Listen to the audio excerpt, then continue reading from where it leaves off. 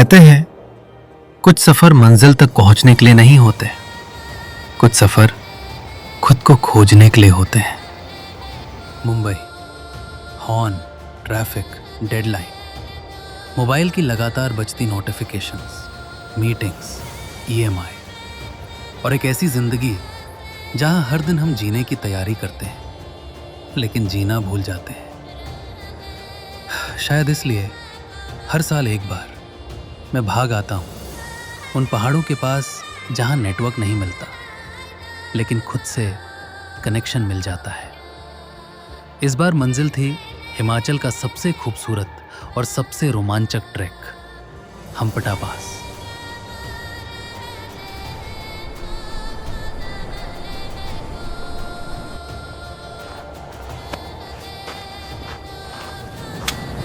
मुझे नहीं पता था कि ये 5 दिन का ट्रैक मेरी पूरी सोच बदल देगा।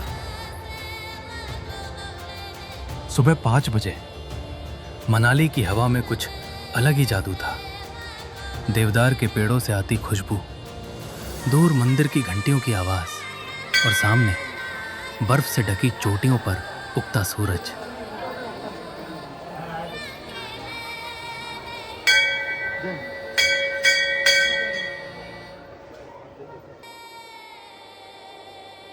जोबरा, यहीं से शुरू हुआ पैदल सफर। पीठ पर 12 किलो का बैग, हाथ में ट्रेकिंग पोल और दिल में बच्चों जैसी उत्सुकता। पहले कुछ किलोमीटर आसान लगे, चारों तरफ घने जंगल, जहां सूरज की रोशनी भी पेड़ों से इजाजत लेकर नीचे आती थी। पक्षियों की आवाज, पत्तों की सरसराहट और दूर बहती रानी नाला की गूंज। ऐसा लग रहा था जैसे प्रकृति धीरे धीरे शहर की सारी आवाजें मेरे अंदर से मिटा रही हो। रास्ते में हमें पहाड़ी चरवाहे मिले।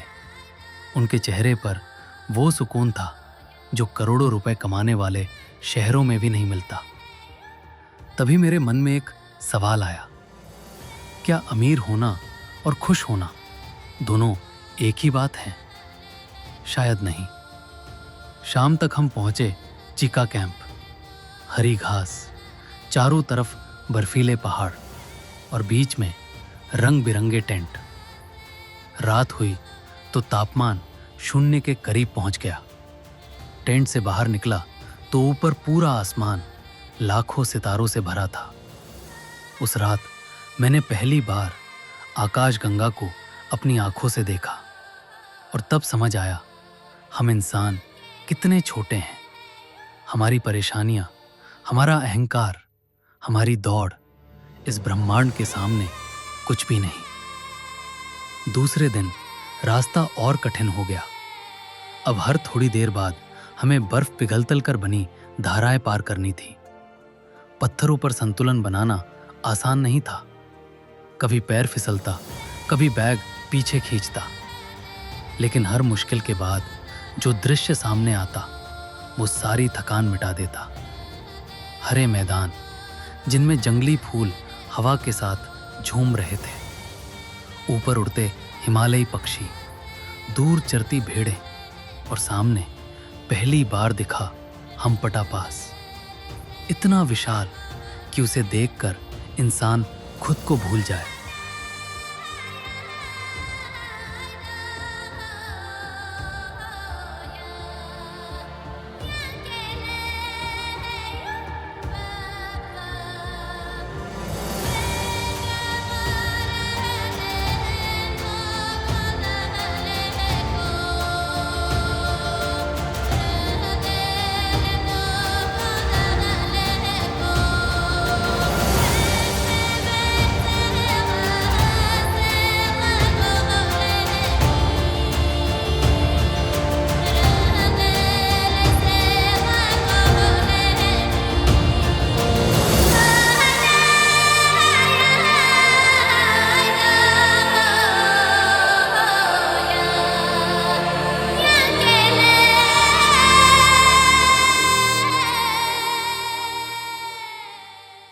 शाम तक हम पहुंचे बालू का घेरा। यहाँ पेड़ खत्म हो चुके थे। अब सिर्फ पत्थर, बर्फ और ग्लेशियर थे। रात में तेज हवाएं चलने लगी, टेंट हिल रहा था। लेकिन उसी रात मैंने महसूस किया कि प्रकृति डराती नहीं, वो सिर्फ याद दिलाती है कि यहाँ मालिक हम नहीं हैं। सुबह 4 बजे अलार्म बजा। टेंट के बाहर निकला तो सब कुछ सफ़ेद था। तापमान -10 डिग्री। जूते जम चुके थे, पानी की बोतल बर्फ बन चुकी थी। आज सबसे कठिन दिन था। धीरे धीरे हम चढ़ाई शुरू करते हैं। ऊंचाई बढ़ रही थी, ऑक्सीजन कम हो रही थी। हर 10 कदम पर सांस फूल जाती, लेकिन कोई शिकायत नहीं, क्योंकि जितनी कठिन चढ़ाई होती है, मंजिल उतनी ही खूबसूरत होती है। करीब 14,000 फीट की ऊंचाई पर बर्फ की मोटी चादर शुरू हो चुकी थी। एक एक कदम सोच समझ कर रखना पड़ रहा था। और तभी मेरे साथ वो हुआ जिसे याद करके आज भी रोंगटे खड़े हो जाते हैं। मैंने एक कदम आगे बढ़ाया, लेकिन नीचे बर्फ के अंदर खोखली परत थी। पूरा पैर अंदर चला गया, संतुलन बिगड़ा और मैं तेजी से ढलान की तरफ फिसलने लगा। चारों तरफ सिर्फ बर्फ, कानों में हवा की आवाज और दिल की धड़कन इतनी तेज कि सब कुछ सुनाई देना बंद हो गया। उस पल मुझे सिर्फ महादेव याद आए, ओम नमः शिवाय। बस यही शब्द बार बार मन में गूंज रहे थे। कुछ मीटर नीचे एक बड़े पत्थर से शरीर टकराया और मैं रुक गया। ट्रैक लीडर दौड़ते हुए आए। उन्होंने हाथ पकड़कर ऊपर खींचा।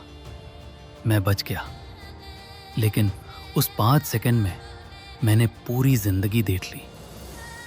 तब समझ आया, हम भविष्य की इतनी चिंता करते हैं, जबकि अगला कदम भी हमारे हाथ में नहीं।